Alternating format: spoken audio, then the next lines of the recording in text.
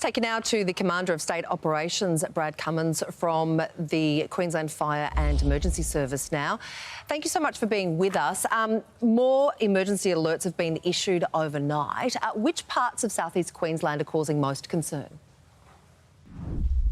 Yeah, thank you, Sarah. Look, we've currently got 64 emergency alerts active, and they've been issued right from the last couple of days, right from the North Coast through to the Queensland border and west to Toowoomba. At the moment, the areas of concern are there's some areas in Brisbane. There's floodwaters rising there, and certainly on the Gold Coast, we've had some recent ones in Tallebudgera Valley and Currumbin Valley.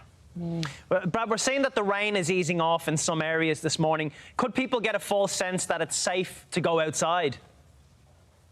Look, thanks, Tristan. In the Brisbane and Sunshine Coast area, the rain has stopped and has eased. It's certainly still raining quite heavily from Beenleigh through to the Gold Coast. It is definitely not the time to go out and start sightseeing. It's definitely still not the time to start driving through floodwaters. It's clearly not safe to do so, and we've seen the tragic outcomes of that type of activity over the last couple of days.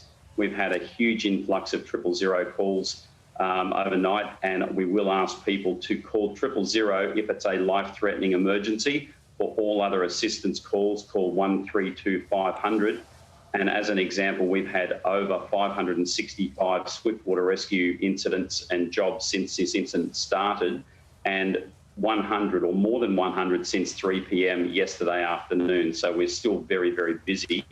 And by comparison, we've had over 8,800 calls for SES since the incident started and 2,200 calls overnight.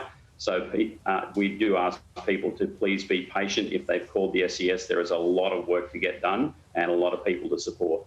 Yeah, those volunteers are doing an incredible job. Over the weekend, we saw pictures of people swimming in the floodwaters around southeast Queensland. What would you like to say to them? They are taking their life in their own hands. It's irresponsible. The floodwaters are not public swimming pools. They're not the place to swim and play. You don't know what's in the floodwaters. There may be logs, anything, chemicals, animals, snakes, anything. It's just not safe to go swimming in them. It's not safe for kids to ride their bikes through them, ride their surfboards or anything like that. So parents, please keep your kids safe. Keep them out of floodwaters. And that saves us from having to put our rescuers at risk to try and save them. So what safety measures should people take when they're staying in their houses? I mean, what's the biggest dangers? Should they unplug their appliances? Look, there has been some power outages, and people will notice that they may not be flooded themselves, but the power may drop out. If your house is going to be flooded, we would suggest that you leave way before it gets to that situation. But if it's safe to stay home, please stay home. But at the end of the day, people need to consider their own situations and take their own actions to keep themselves safe. Use the emergency alerts as a guide. They are just one more tool in the tool bag to allow people to get further information. It is not an evacuation order. It's an additional piece of information to assist them, and that's available through the website at disaster.qld.gov.au/warnings. All right. Brad, it was only in 2011 that we saw southeast Queensland go underwater. How is your team doing it?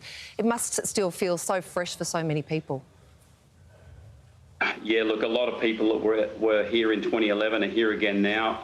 It is very similar, but it's probably too early to make comparisons between this event and 2011. We're still right in the middle of a response phase, and there will be plenty of opportunity afterwards to analyse the difference. The information that we have from the Bureau is that there could be flood levels above TC Debbie and TC Oswald on the southeast coast area. So that's an indication of the level of complexity of this incident.